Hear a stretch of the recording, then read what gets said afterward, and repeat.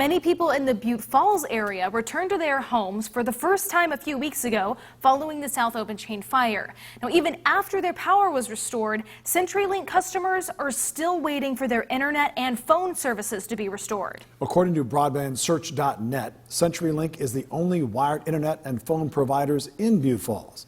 News Watch 12's Josh Shelton joined us now live in the studio. Now, Josh, are you hearing today from people who live in Butte Falls, and what are they telling you about those still waiting for their services? Well, CenturyLink customers' patience is starting to wear thin. They understand the fire destroyed the lines, and it'll take time to fix those. But the most frustrating part for them is they're trying to get answers about their services.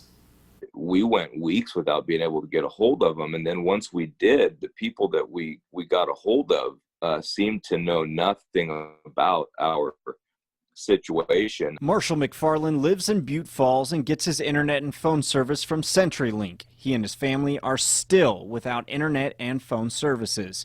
And now, a month after evacuation levels in Butte Falls were lowered to level 2, McFarland can see why he's still without service. Simply driving up Butte Falls Highway and seeing the lines, laying on the ground everywhere, I think it's pretty apparent that that's not going to be the case. We reached out to CenturyLink's parent company, Lumen Technologies. They said as soon as they were told it was safe, CenturyLink crews began installing temporary cables to restore internet and phone services. According to Lumen, more than 5 miles of fiber and copper cables were burned by the South Obenchain Fire. They did not have an estimate when all full functionality would be restored.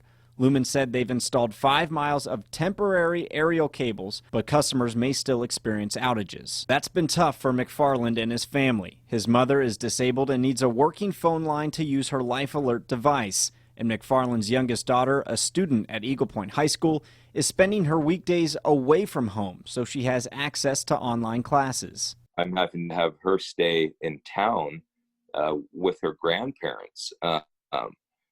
So in order for her to be able to continue to do her distance learning. Restoring internet and phone lines means restoring a family. I would love to have my entire family be able to come back home, and right now it's just not an option. I'm only getting to bring my daughter home on the weekends.